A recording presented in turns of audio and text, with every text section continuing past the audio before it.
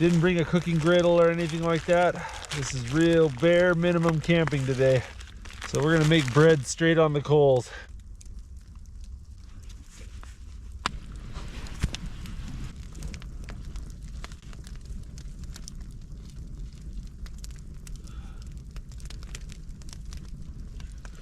It's looking pretty good.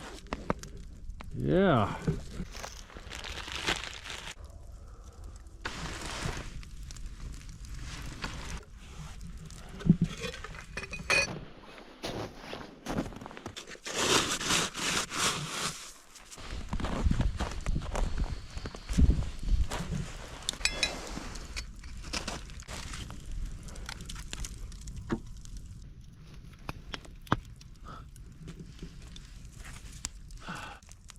Oh, my butter is so frozen.